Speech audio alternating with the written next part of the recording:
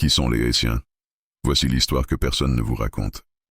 Après l'arrivée de Christophe Colomb en 1492, les Espagnols ont rencontré des Taïnos sur l'île.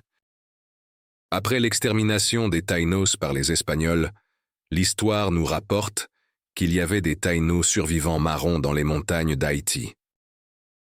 Pour renforcer l'exploitation sur l'île d'Haïti, dès 1503, soit 11 ans après l'arrivée des Espagnols, ils font venir des Africains sur l'île pour aider les Taïnos. L'histoire nous rapporte que ces Africains fuyant l'esclavage étaient devenus des marrons et se sont accouplés avec les Taïnos pour créer des résistances contre les colons. En s'accouplant, ils ont partagé leur culture et histoire, et à travers des générations, on peut constater la présence des Taïnos dans la culture haïtienne, nos mœurs et coutumes, et cet esprit de résistance contre l'oppresseur. Après plus de 4 siècles d'exploitation, entre 1791 et 1804, ces esclaves et leurs alliés ont mené la première et unique révolution d'esclaves victorieuse au monde, aboutissant à l'indépendance de l'île d'Haïti le 1er janvier 1804. Cette histoire a forgé un peuple fier, résilient et créatif. Les Haïtiens ne sont pas homogènes. Certains ont des origines africaines majoritaires, d'autres sont métissés avec des Européens, des Amérindiens ou d'autres migrants. L'indépendance d'Haïti a terrifié les puissances esclavagistes de l'époque. Elles ont isolé et puni le pays pour avoir osé libérer les esclaves.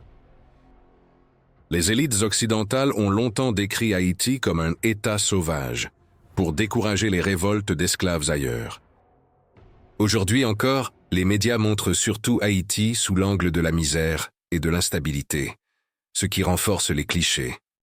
En tant que premier État noir indépendant du monde moderne, Haïti subit encore les effets d'un racisme mondial qui minimise ses réussites et amplifie ses problèmes. Mais en réalité, qui est l'Haïtien?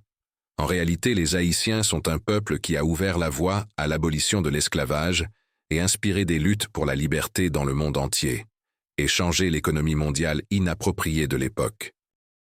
Malgré les épreuves, la créativité, la solidarité et la foi restent des piliers de leur identité. Haïti, c'est l'enfant oublié, le libérateur méprisé, mais qui finira toujours par porter bien haut dans les ténèbres le flambeau de la liberté du peuple rejeté, exploité.